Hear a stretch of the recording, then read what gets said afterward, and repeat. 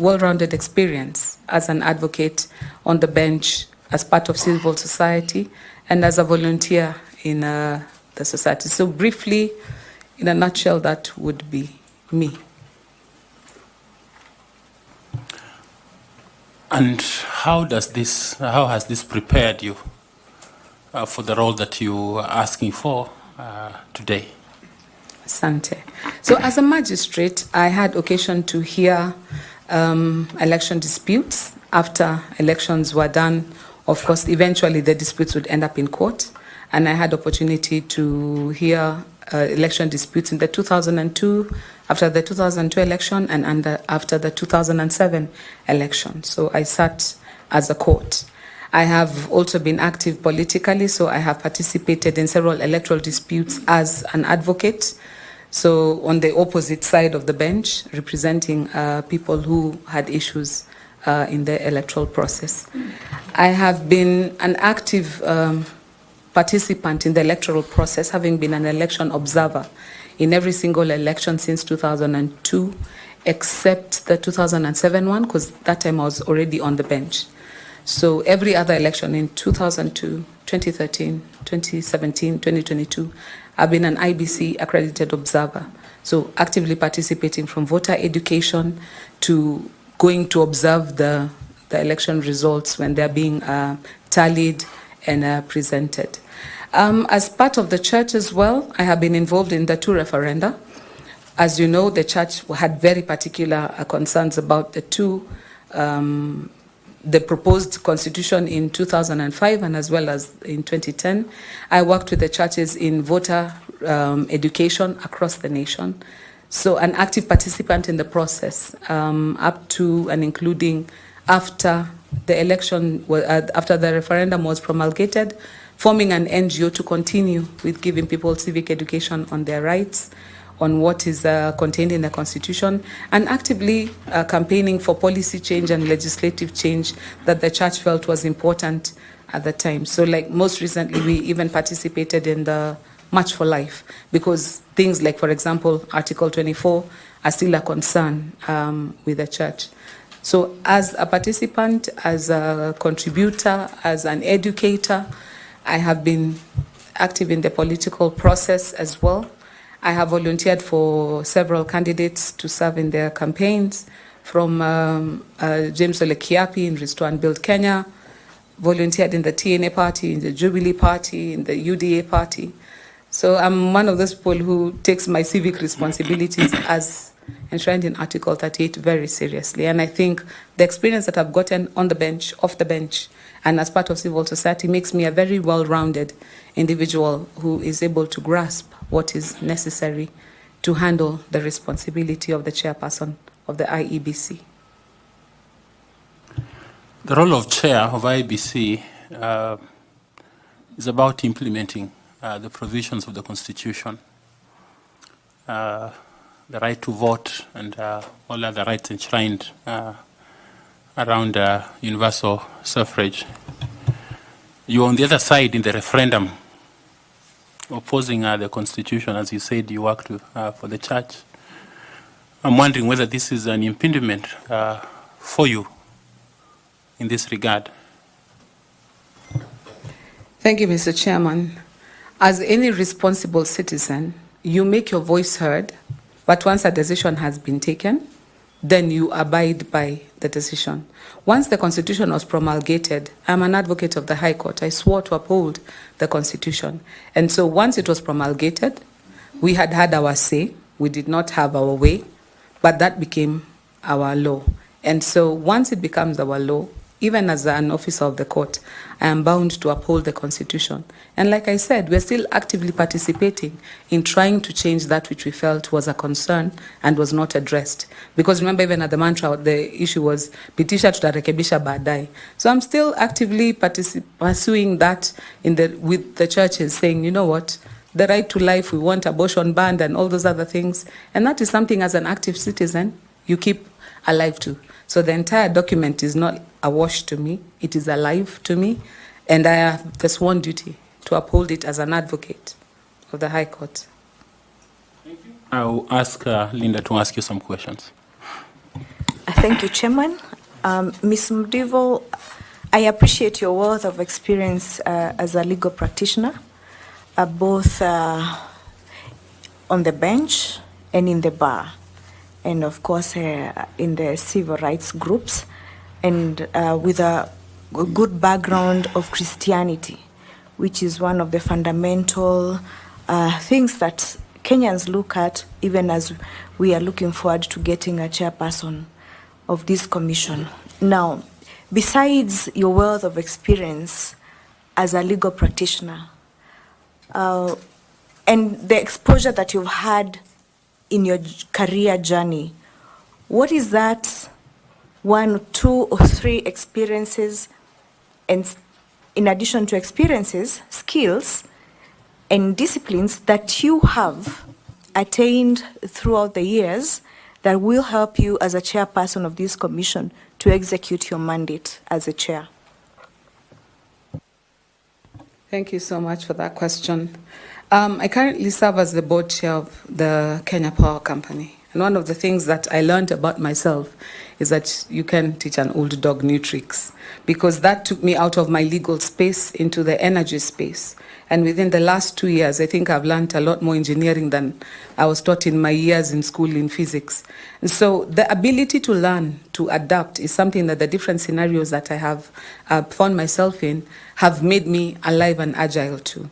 One of the things that I think makes me suitable for this job is the humility to accept what you do not know and to learn from those who know better than you.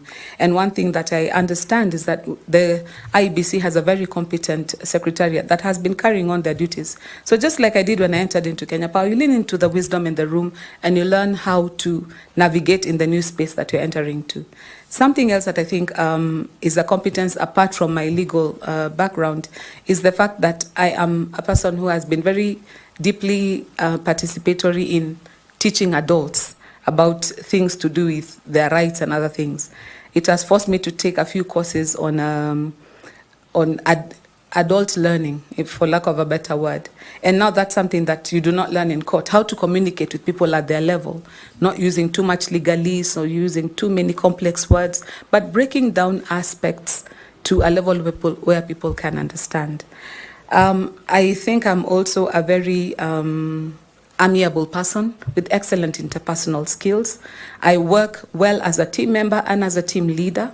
The spaces I have had to be able to lead people, I think, find testament that I am a good leader in terms of pulling people together and rallying them towards a cause. But I'm equally a good team player. So when you have to lean into the wisdom in the room, you have to participate with other people.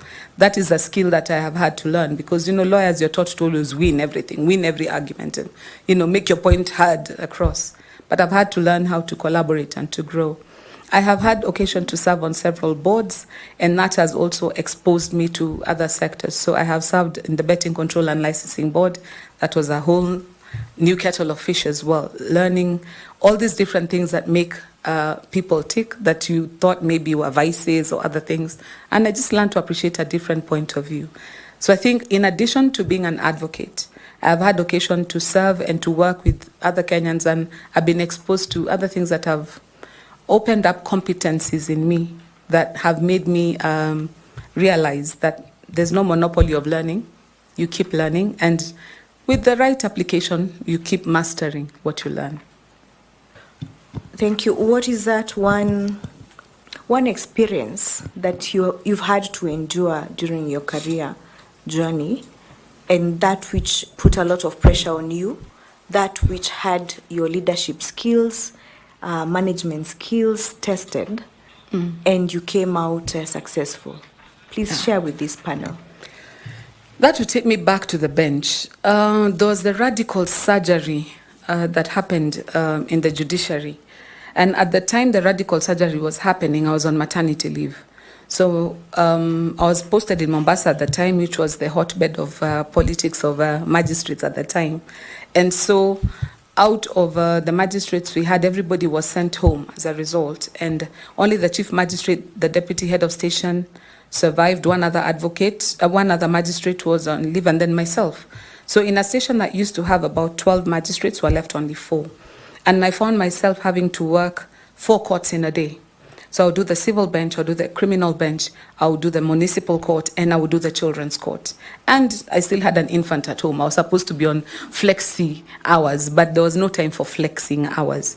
Now, this was not all housed in the same place. So the civil and the criminal court was in the same house. But municipal, I had to cross over to the county government, and the children's court had to cross over to Tononoka. Did not have a car. I was one of those people who lived within my means, so I was using tuk-tuks and public transport. That was a time when I felt the pressure of work. But by the time I was leaving Tononoka law courts, I think I hold the record as the only magistrate who cleared all her matters in court. I used to wait for people to file cases. I was that fast and efficient. You know, you get to a place where you learn how to be efficient. So interlocutory applications and things like that, there was no time for that. You come, we hear your matter, we finish. Judgments were delivered within minutes. I tell counsel, give me 20 minutes, I've written their judgments. And I got to a place where I had finished all my children's court matters. I used to wait for people to file matters, and then I'm told, you can come now, we have a few cases. So I think that's a time when I was stretched to the limit and I had to sort of elevate my game. And I'm glad I was successful, because even by the time I was resigning from judiciary, every single file that I handled had final orders. There's nobody I left in abeyance. I finished everything on my desk. So what inspired the resignation? You seem like you were enjoying your job. I was. Several things. First and foremost, I told you that time, gross salary was 60,000. It was not much at the time. It's not much even now. And the thing with me is that I'm a strong believer. I got to a place where the money wasn't making sense. Now, the easy way out would have been to find more creative means of augmenting my earnings. I wasn't going to do that. I am more interested in seeing heaven than I am in living comfortably on earth. And so when push came to shove, that was a fairly easy decision to make. But the other decision that pushed me over the edge was that I had been transferred to Murang'a, and it was in 2008 when there was post-election violence. Now, with a surname like Masinde, Murang'a was not exactly a place where a mother with 2 young babies wanted to be. So there was this furore. One day, I think something happened, and there was Mungiki shut down the town, and I was locked in for 7 days. When I was done with that experience, I was like, look, even what I'm earning, surely, let my LLB speak for me. That's when I gave it up, because I realized I wasn't making enough, and at that time, it was endangering my life and my children's lives. And I decided, well, let's go try and see what's out there. So, seeing the post-election violence that you underwent, as a chairperson, what are you willing to do differently that will impact on the lives of the future and the future of most Kenyans in the future elections? One of the things that causes post-election violence is the fact that people feel robbed. They feel wronged. They feel like they participated in a process and they're not satisfied with the outcome. And when you have that dissatisfaction, it comes to a boil. Of course, there are other factors that had nothing to do with the election, but the primary reason why people are dissatisfied with the elections is just because they simply cannot understand what went on. One of the things that I'm hoping to be able to do is have transparency for the process, end to end. Let every observer understand exactly what is going on. Simplify the process. So, for example, the last election was, by standards, incrementally, it was one of the best that we have run so far. Having been an observer for several years, I can say this authoritatively. The last election was actually very well run. There's only one place where we floundered. Now, the KIMS kits that we have got several capabilities. One of the capabilities it has is to transmit results. For some reason, we chose not to use that aspect and decided to have people come to Nairobi to verify the hard copies before we could transmit the result. Now, that process took so long that in that 5-6 days, it gave room for theories and other things to come forward. And what that does, it festers. So by the time things are coming to a boil, even if there's no spark, the spark appears. So keeping the process transparent, clear, honest, so that when people observe, they're satisfied with whatever results they get. Thank you, Joy. Thank you, Sante. Joy, you are chair, and you are in Anniversary Towers. Now, this time is not Mungiki, but Kenyans besiege the place because of whatever decision that the commission has made, and you are in there for 3 days. Will you resign? It depends. It depends. If I have worked in some hanky-panky that is obvious for people to see, then the honorable thing to do would actually be to resign. But there is a level to which where courage, push comes to shove, and now courage has to step up for you. So if I am doing what is needful to be done, if I'm doing what is needful as per my oath, because once I become chairman, I'm sure one of the things that will happen, I will take oath before I get into anniversary towers. So the terms of my oath, did I abide with that oath faithfully? If I did, and I know what is good for the country, I will stand my ground, because I'm one of those people who believes that God takes care of me. So the people paying for my blood, yes, but if I have been involved in something that is out of character or out of what I'm supposed to do, then the honorable thing to do would be to resign. And if that is a decision that I need to make for God and country, that is what I would do. Thank you. Carol, do you like to go? Please. Sure. Thank you, Chairman. Good evening once more, Joy. And let's talk about your impeding work at the IEBC. In the past days, months, you can say that maybe June 2023, 24. So this country went through a very difficult political terrain, which was caused by our youth, Gen Zs, right? So one of the things that they were actually looking into is to exercise their constitutional right at Article 104 to recall their political representatives from Parliament. How does the Constitution empower such a group of people who are aggrieved one way or another by the performance of their representative in Parliament to exercise their right to recall him or her? Thank you for that question. One of the things that I found curious with the uprising last year was that people's grievances were genuine. When you listen to them, they actually were genuine concerns.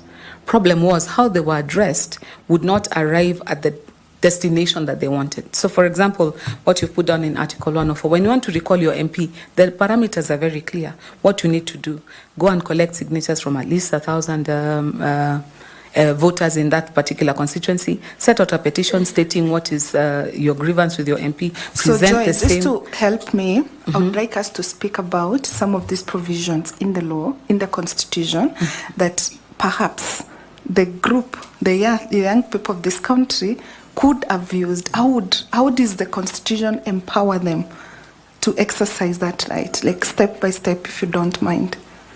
Okay, so if you want to recall your MP, you first of all, you go to the constituency where you want to recall the MP and you gather the voters there.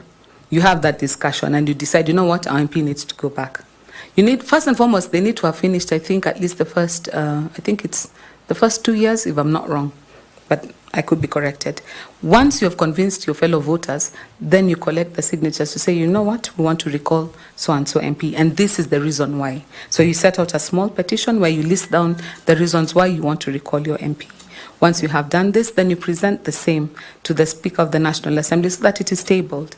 You need to also get the buy-in of the other voters, because at the end of the day, once your MP is put to task as to the accusations against them, they will defend themselves. And if they're found to be culpable, then because of due process, then the process to remove them can begin.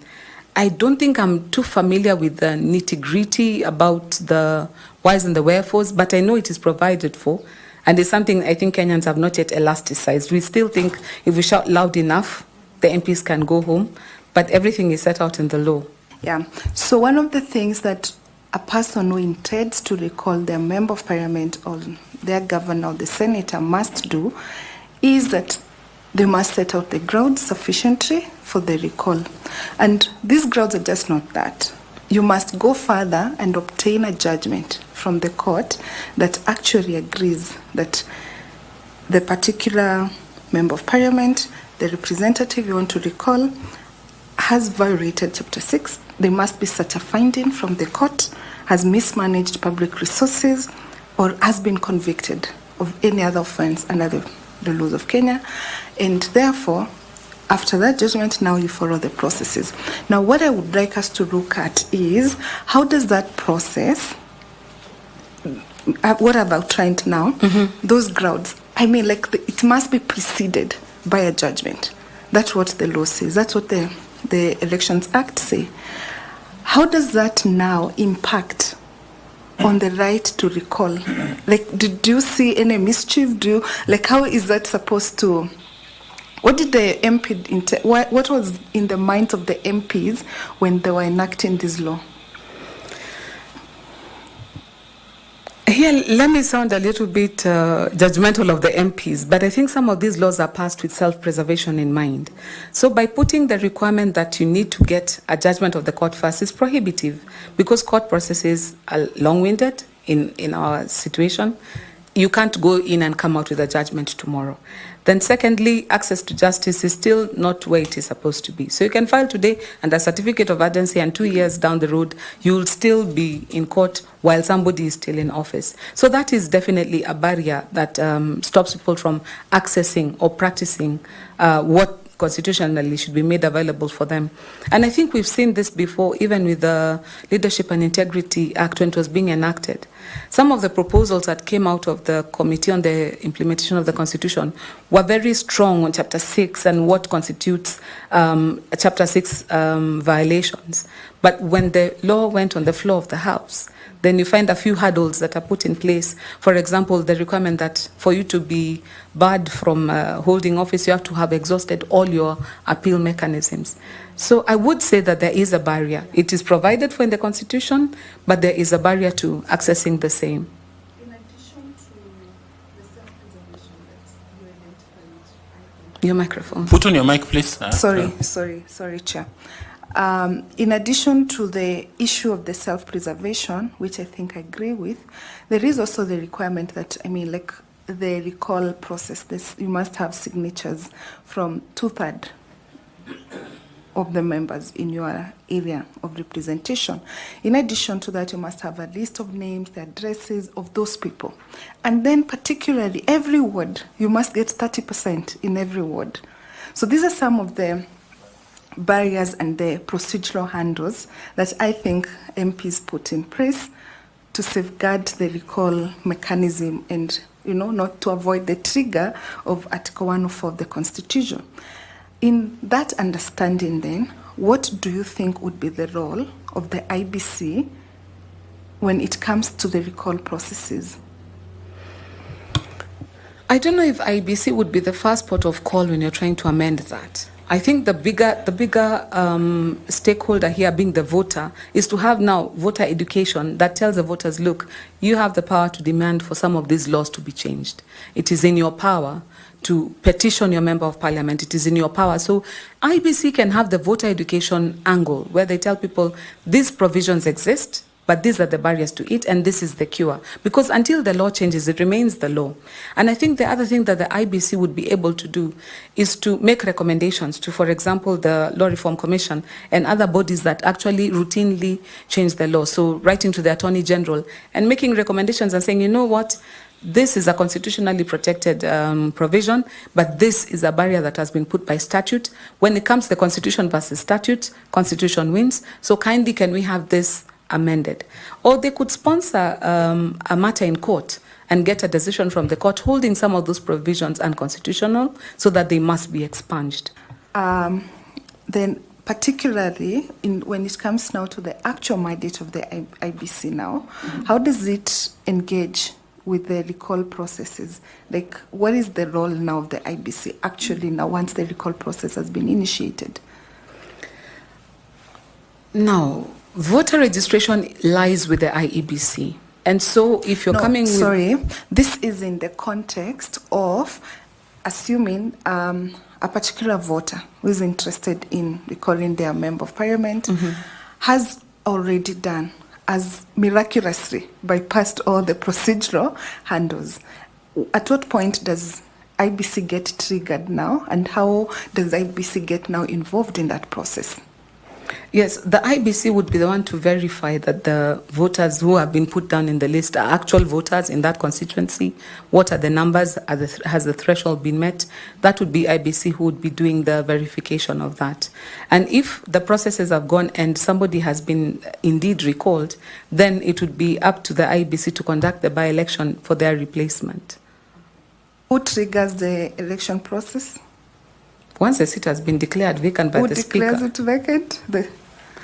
Because before you are removed from office, once you recall, there has to be due process that you will go through, that now the finding would be that you're no longer fit to hold office. Until that finding has been made and the same communicated to the IEBC, then at that point, the IBC now starts the election cycle.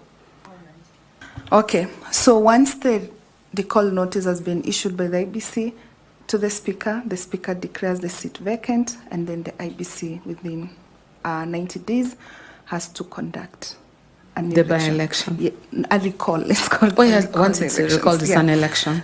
Lastly, have the courts in any way engaged on these parameters of the recall provisions in Article 1 of the Constitution? Do you recall any way the court have engaged? I don't think they have been robustly tried anywhere. I don't think anyone has really attempted and gone far enough in the recall. The closest I can think of is, I think some people collected signatures for the recall of Honorable Moshomba at some time. But even that did not go beyond the let's collect signatures. So I don't think it has been robustly tried in our court system for us to see whether the recall process can actually be followed through to the end. Thank you, Joy. I wish you the best.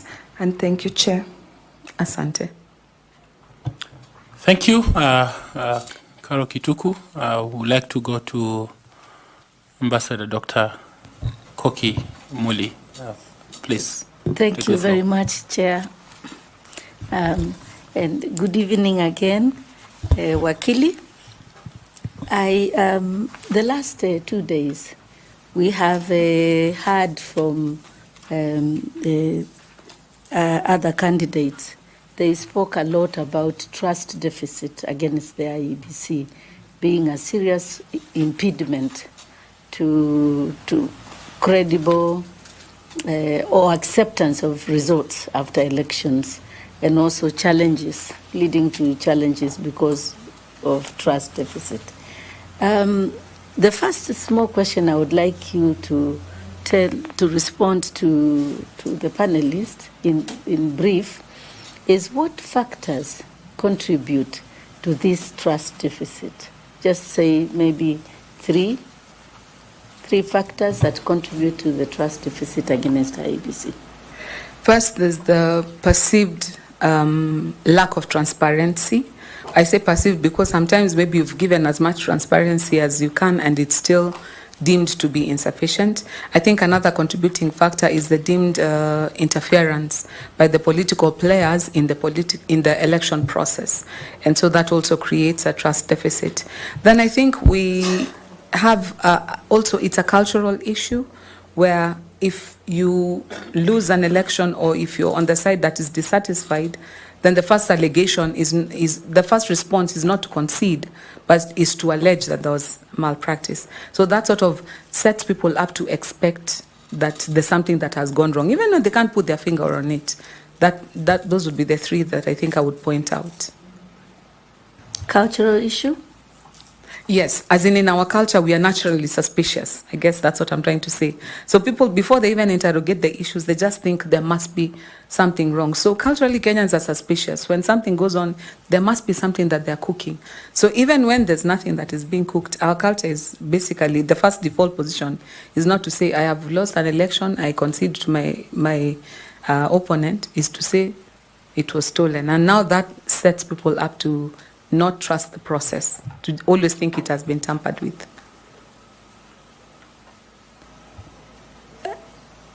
I am trying to understand when this culture began, or has it always been like this? Not really. If I recall, the only time we had, let me talk about presidential elections. The only time we had a presidential election where the runner-up conceded readily was when Uhuru Kenyatta conceded to Honorable Kibaki. And that time, I remember it was something that was quite out of the ordinary, because prior to that, it was always Moi would win, but would all say, you know what, he has manipulated the system, they have stuffed the boxes. So it's like already Kenyans imagine that with political players being part of the electoral process, there must be something going on. Now, with subsequent elections, once the election has been declared, the next thing you see is a press statement, it was stolen. We saw this and that, this is an issue. So the suspicion has gotten Kenyans to a place where when an electoral process is concluded, it's almost like the default position is look for anything that has gone wrong. It's not that, oh, the process is over and yeah, here are the results. The culture is like, we must challenge. There must be something wrong. We must fight. Thank you very much. I was beginning to worry because we have had elections since 1963.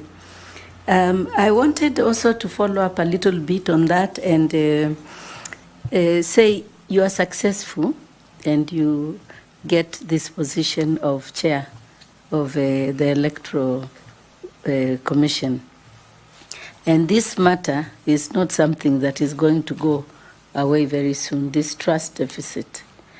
I would like you to share with us, as a matter of priority, what are the kinds of strategies that you would put in place to address this trust deficit, either reduce it or end it completely, and create confidence and trust in the IEBC? Thank you so much. I think one of the things that we would have to definitely leverage on is the use of technology. Like I said, the last elections, when we're using our KIMS kit, one of the benefits or one of the capabilities that it had was to transmit election results. However, we chose to transmit the image of the paper, but we did not choose to transmit the results themselves. Now, in my mind, if the results were transmitted in tandem, so on the portal, you not only see the image, but the tabulation of the results is being done in real time, the adding up, that would have created transparency. So I take a leaf, for example, from an election I saw in Ghana, where the election results were declared within 12 hours. Because if the tabulation is being done on a running course, once polls close at 5 and the counting has gone on, if you transmit the image and the results and then the verification, by the manual verification follows later, then you remove the period of uncertainty and for the build-up. So the first thing is to leverage on technology. Second thing is to have a culture of transparency and efficiency. When people come to a polling station, they can't find their names in the BVR kits, the polling station is opening late. Those things build an inefficiency, and that builds the suspicion that maybe there is something wrong, maybe I'm being disenfranchised. So a culture of efficiency. Excellence is a language. So if you have an organization that runs like clockwork, things start when they're supposed to start. When you put in your biometrics, they're found. When you vote, it is seamless. At the end of the day, it is easier for people to accept election results. So I think those are some of the things that I can see as low-hanging fruits. Improve efficiency, leverage on technology, be as transparent and as clear as possible with the results, such that they are not a secret that is being withheld, but is something that all Kenyans can see building up, and hopefully get to a place where even the casual observer can know the result at the same time as the IEBC is knowing the result because of the level of transparency. Thank you very much. Indeed, excellence is a language. How do you practically, what measures, step by step, would you put in place to improve efficiency and transparency? I think where it starts with your human capital. Make sure that the people you're working with are well trained, they're well equipped. So from the time the election cycle starts, let's look at our laws. Are there places where there's elasticity that can be battened down? Secondly, let's look at our technology. Now I'm talking as if I'm in the IEBC. Let's look at our technology. Is it the latest technology we have? Is it the best that we can afford? Once that is in place, the people who I have, are they trained to use this technology and efficiency to the best of their ability? Then my Nakiai case told us The polling station is where the election result is finalized. So I need to have seamless communication between the polling station and the tallying center. So when I send my officers, is there enough technological support? The thing we saw last time of places without network. Now, can we change and start using Starlink, for example, that is satellite-based, is not dependent on phone coverage, so that everything is done seamless and in real time? Back here as well, what is the role of other stakeholders? What's the role of media in participating in the process? The political party observers, the other election observers, how much transparency do they have? So that everybody is coming with you from the point where people open the polls to the time when the ballots are being counted, to when they're being tallied, to when they're being announced. So if we uphold that process, the process of end-to-end transparency, then you leave very little room for guesswork or for mischief, as it were. Thank you. Allow me to pursue this a little bit better in another way. Please. You have been observing elections, quite a number of elections here, and you have also observed elections in a country like Ghana, where you say that the election results is declared within 12 hours. And it's a big country, just like ours. And yet here in Kenya, we hear all the time the IEBC asking for more money to do, to get, to introduce or to enhance the use of technology in conducting elections. What stops us from employing that technology to bring that efficiency in practical matters and to create that transparency, to address the issue of trust deficit? So I want to bring you back into just the practical things that you would do. Imagine that on 1st of June, sometimes next month or the month after, you become the chair of the Electoral Commission. I think so far the problem with technology has been, again, that culture of suspicion. Vifaranga via computer, imagining that there are logarithms that are going to mess up with the result. Now, in this day and age, things have come a long way. So, for example, artificial intelligence is something that can be adopted to ensure the veracity of some of these processes. So it's not based on some server in France. It's something that it can be verified in real time. Another thing I think that where we can leverage on technology, like I said, the technology we have has the ability to transmit results in real time. Last time we did not do the transmission in real time because, again, the trust deficit meant we wanted to wait, let the returning officer come to Nairobi, let the IEBC verify what he has, let the political party agents sit around the table and each verify before it is announced. Now, that time, it took us almost the entire 7 days to do that process. And I think we've learned from that because by the time the results were being declared, it was the tension had built up too much. So this time, put in the transmission as well. When you've put in the image, also key in the results, let the tabulation start. At the moment you have keyed it in, even as you travel to Nairobi with your hard copies for them to be verified. I think another thing that we can leverage on, and especially to the question you brought about cost, is to come to a place where we are more pragmatic about what we do. So currently our ballot paper has got over 7, I think, security features. It has more features than our money. And it's absolutely ridiculous for paper that is single use to have that many security features simply because of a trust deficit. I think time has come as Kenyans for us to decide, you know what, some of these things we can do in-house, leverage on the technology we have available here and now, to have ballot papers that are verifiable. And like I said, if the transmission is done in real time, there's no time to stuff ballot boxes because once you close the polls, you count, you transmit. There's no time for hanky-panky in between. So that would be how I think we would be able to use technology and surmount this trust deficit and bring down the cost. Because if we produce the ballot papers here locally, it will save us a whole lot of money. Thank you. Just one tiny question Sure. to follow up. I'm trying to see how we can deal with this trust deficit. How would you convince people, especially politicians, to accept to have the ballot paper printed in Kenya with maybe one security feature? It depends on what that security feature is. If it's something that's not easily replicable, and you know, we've come to a place where even how we have structured our polling stations, only certain number of people vote in a particular polling station.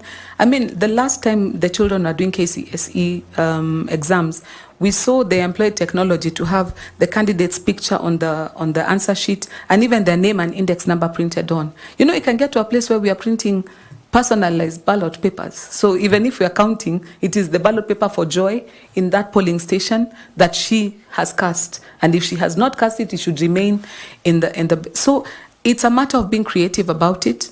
And when push comes to shove, is putting our foot down and saying, you know what, this is what we're going to do.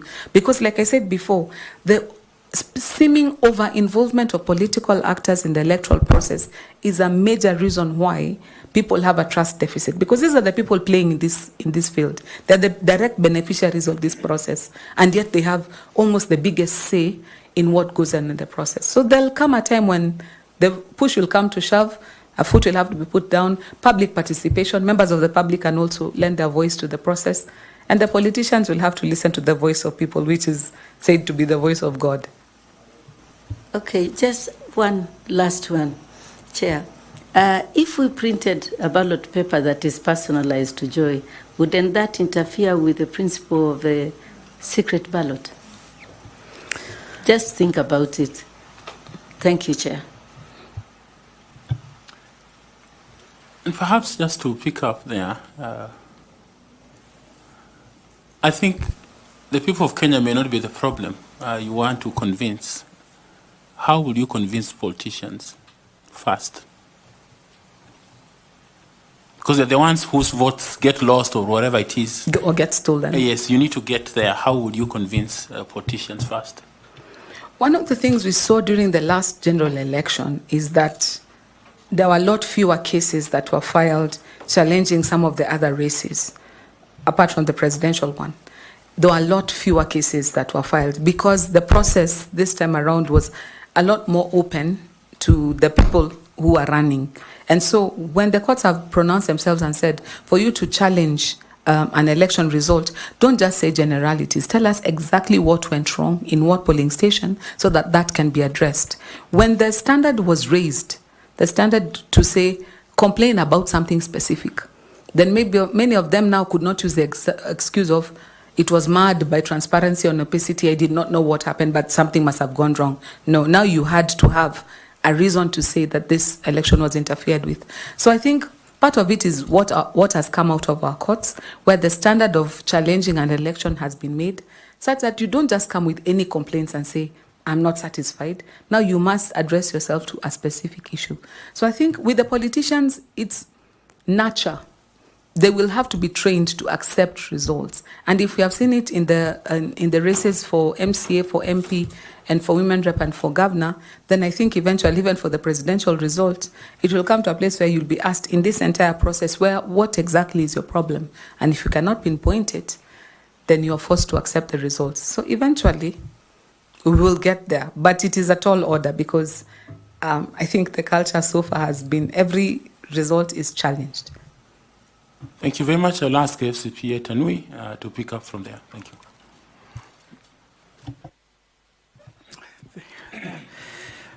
Brenda, I admire your thinking in terms of how we can change our electoral process and the ideas that our ambassador here is asking you whether they are workable or not. But I like the idea that you are very open.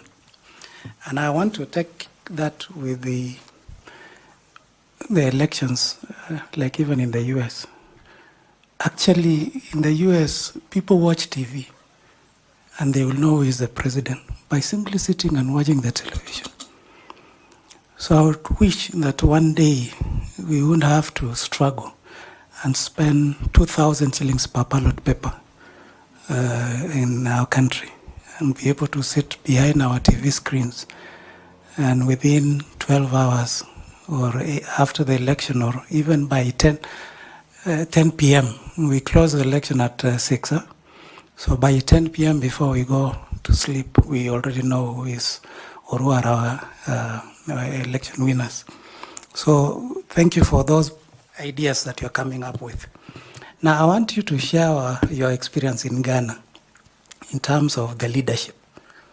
How is the structure of Ghana Electoral Commission in terms of the role of the chair of that Electoral Commission? Any experience that you got while you were there? No, I did not go to Ghana. I compared and contrasted what went on in Ghana, and I don't think I can be very authoritative to state how they go through their election cycles. So that one is a pass for me. Okay. Now, coming home, you've told us you've been, you are the current chair of KPLC, yeah? Yes, I am. And BCLB, you are a board member. I am a former board member. A former board member. Yes. So those are part-time responsibilities, isn't it? Even Yes. KPLC. Yeah, even KPLC. Now, here at IEBC, you will be the chairperson on a full-time basis. Yes.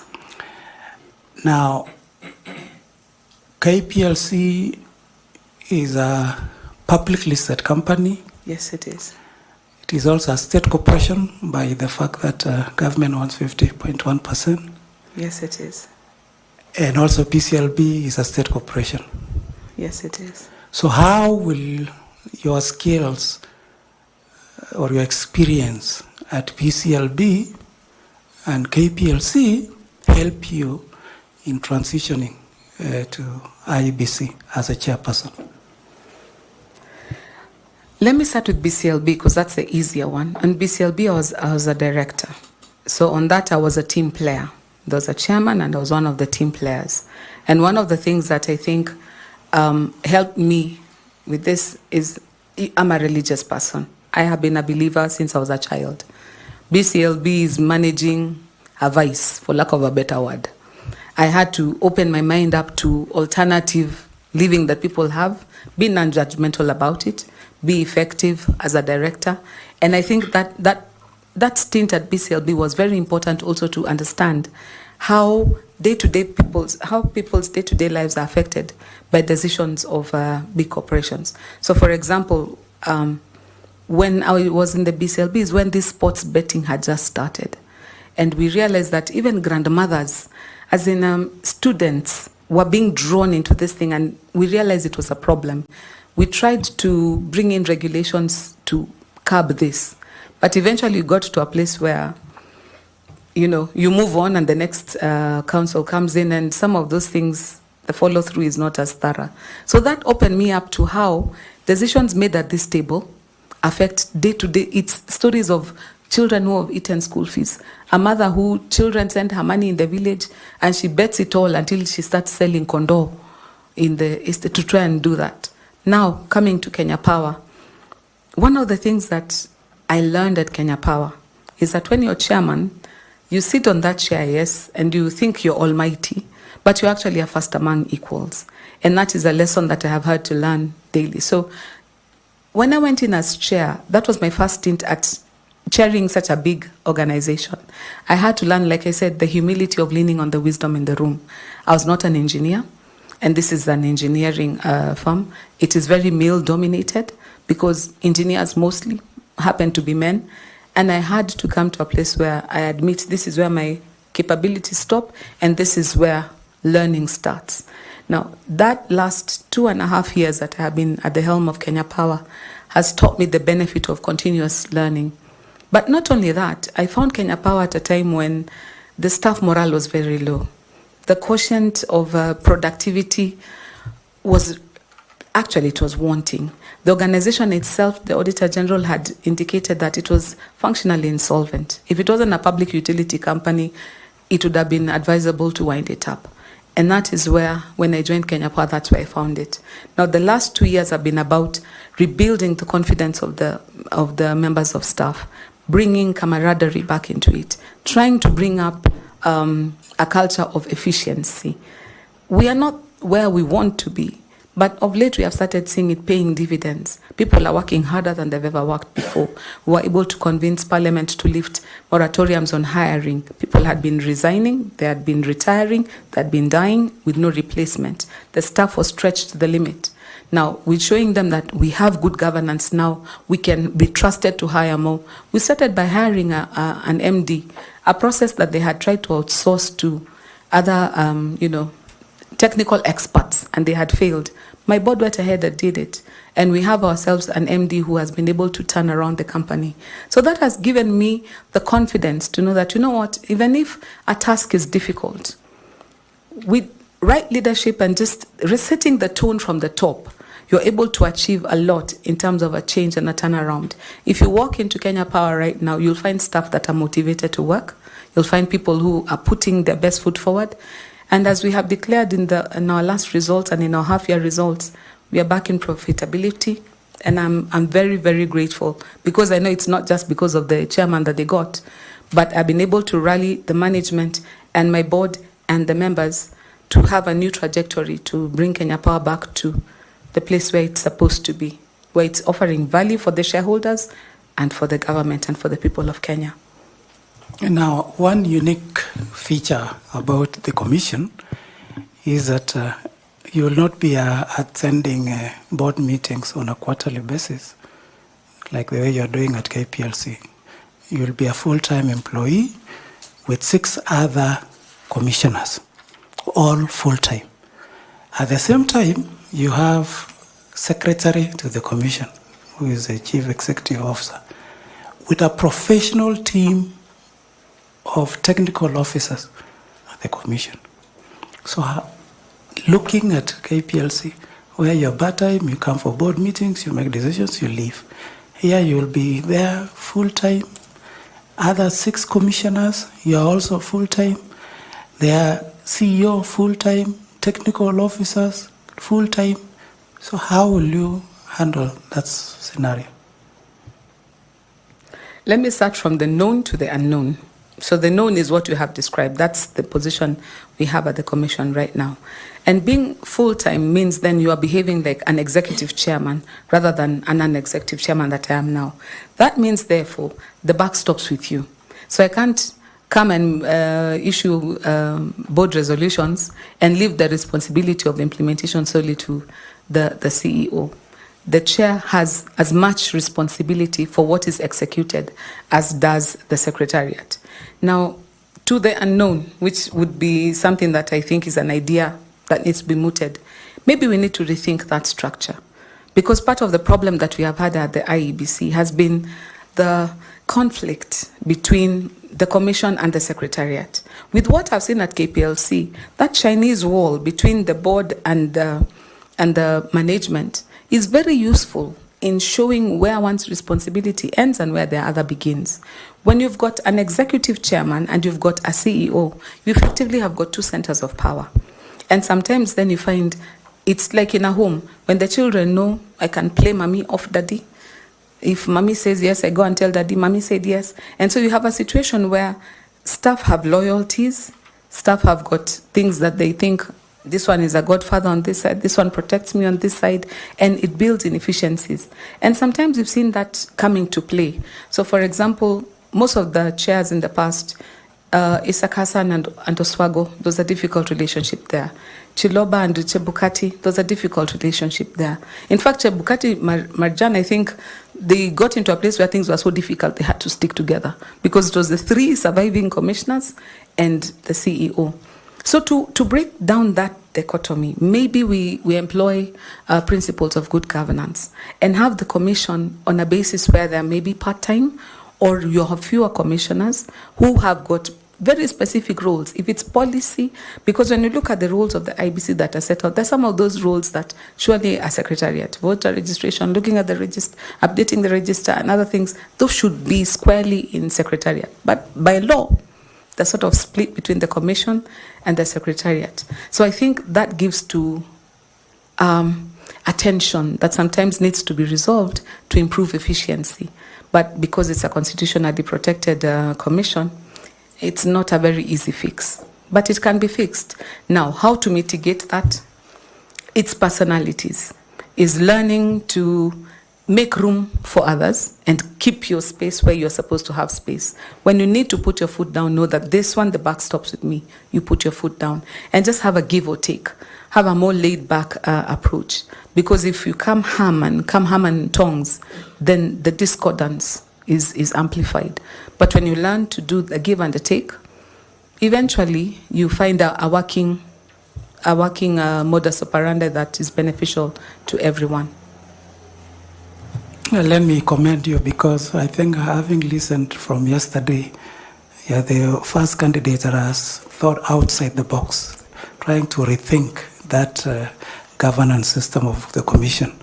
And I want to appreciate that. And the reason why I'd ask you what was your experience in Ghana is in line with your thinking on how we may rethink the framework. Having full-time commissioners, having full-time secretariat, and you'd expect good working relationship. So thank you for that. Now, I know KPLC, your turnover is quite huge. You are in hundreds of billions Yes, we in are. terms of your turnover. Equally, IEBC is one of the highly funded commissions because, again, as we've said, the expensive nature of our elections.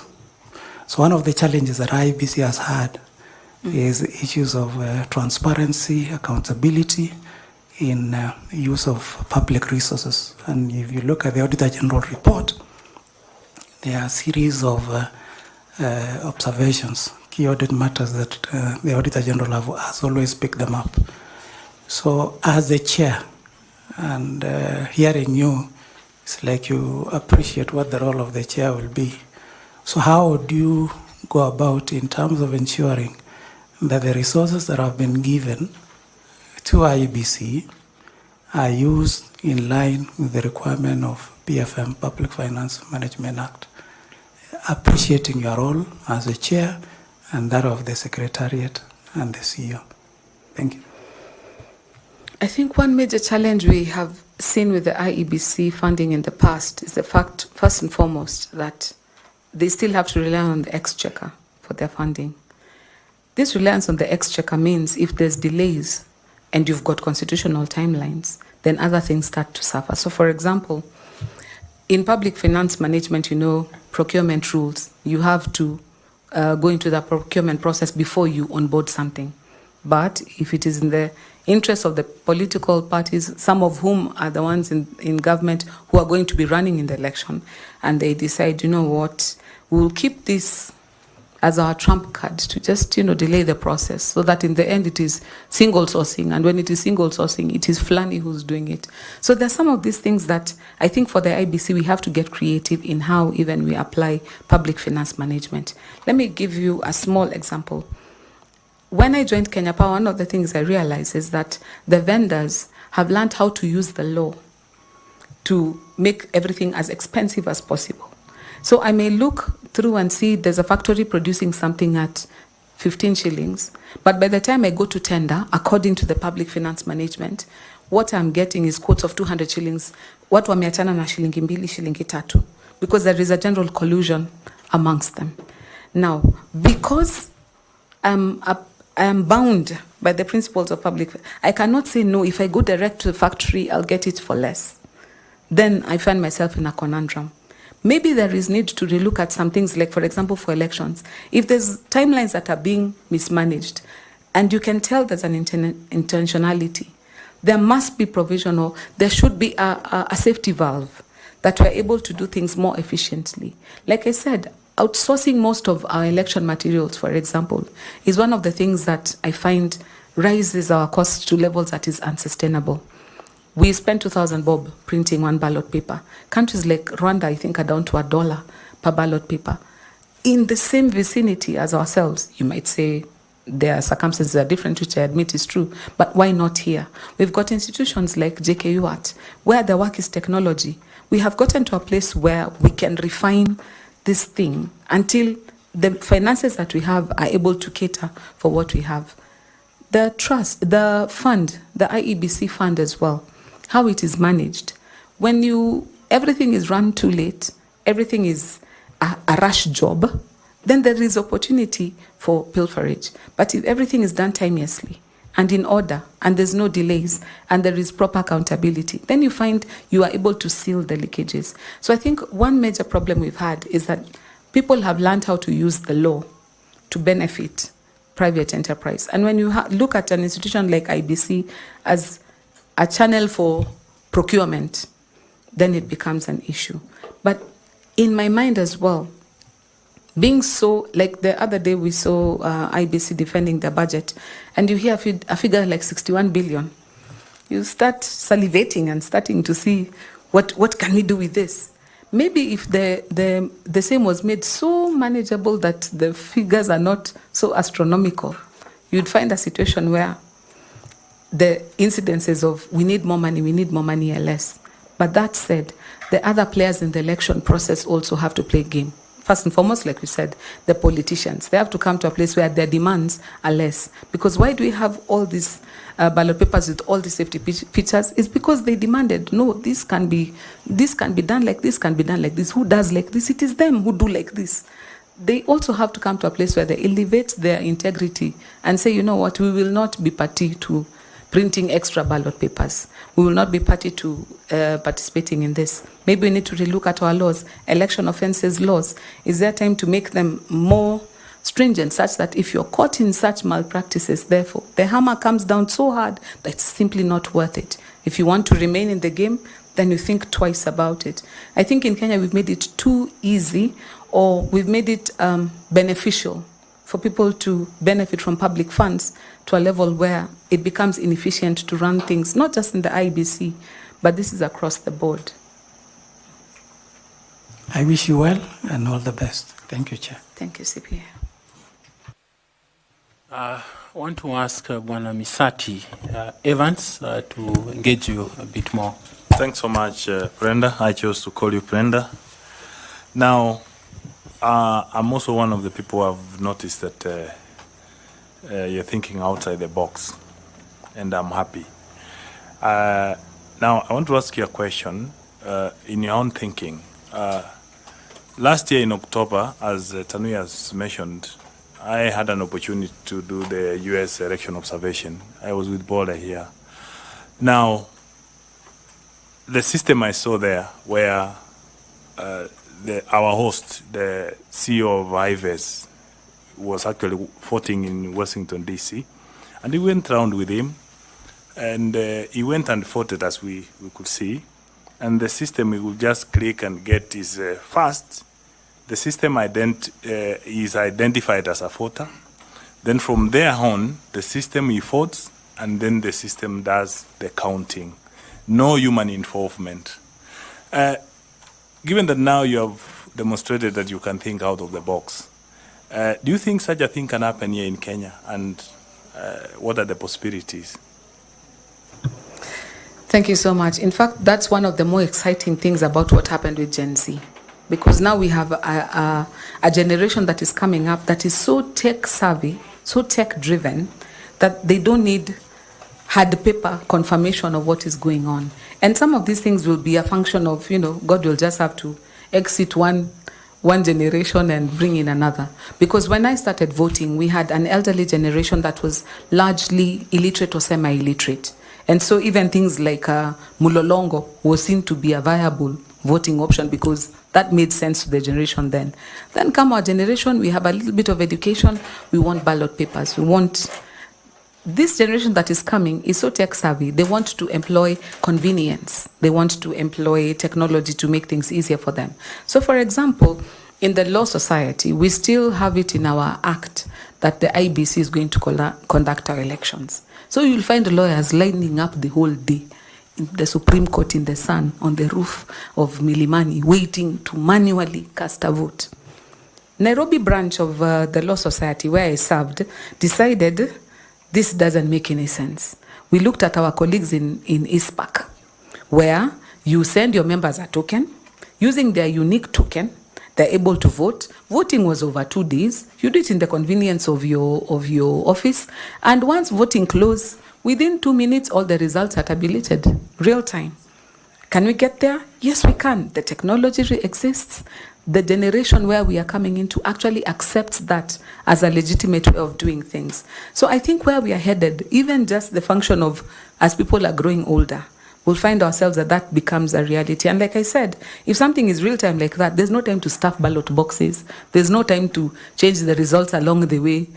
By the time it is done, everybody from the media houses to the casual observers know the results. Thanks so much for that, because somebody will ask to add on that. What you're saying is that we have had institutions like Safaricom, which has a system of M-Pesa, which has never had a problem. The banks, your ATM has never given you wrong money at any given time. So it's a matter of thinking that how much does it cost really, and it's now a matter of, if given an opportunity, who are the key stakeholders you think you might have to involve to ensure that we walk that journey, to ensure that we have those electoral reforms to change that system? And do you think it's possible to do that? First and foremost, I think it starts with the general public. We have to come to a place where there is the clamor for this change. So the last election showed that people are ripe for something that works. The next port of call, of course, is to change our laws. So we have to engage the members of parliament. The laws have to be changed. What has to be changed constitutionally must be changed constitutionally, which is what NADCO was attempting to say, you know what, this doesn't work anymore. Of course, them, they're looking at the political aspect of the computation. But with us, if you're looking at electoral reforms, you can say, look, voting cannot just be by this or by that. It can also be electronic. It can also be virtual. The other thing that we need to also employ is to invest in technology. Once you have the technology in place, like you said, you can deploy it as many times as you need to. You don't have to do it afresh. Once you have technology, it's just buying the licenses, keeping them up to date, and you move them forward. I mean, a company that's very tech savvy, and I look at some of the things, for example, like you said, when you buy your token and you get and you key it in, you get what you have bought. The technology exists. So it's talking to the members of the public, getting their buy-in, talking to the members of the parliament, changing the laws, then now implementing bodies ourselves, the judicial, ourselves here being IBC, the implementing bodies like the political parties, the laws have to change there as well. You have to look even at the dispute resolution systems, all the other people who are part of this ecosystem, to ensure that at the end of the day, people understand what we have done and how we have changed it.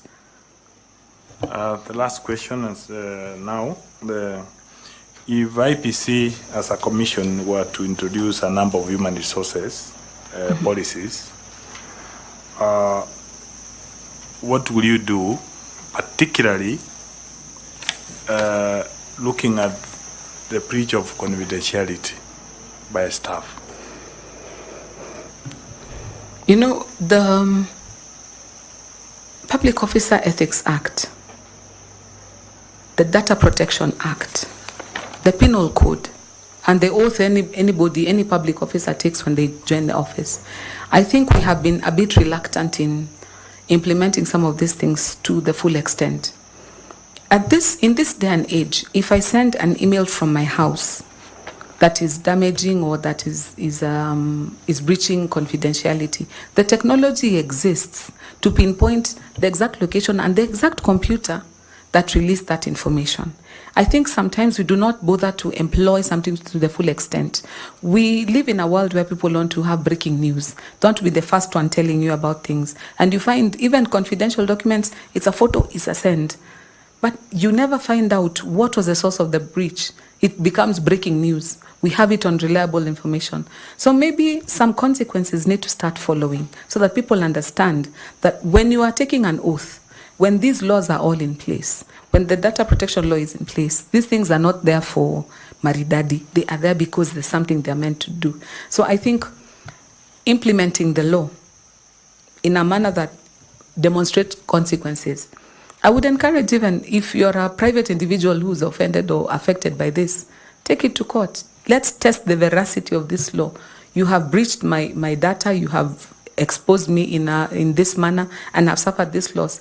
Get hit with damages, and we see you taking a loan to pay it and losing your job because you've gone to jail for more than 6 months.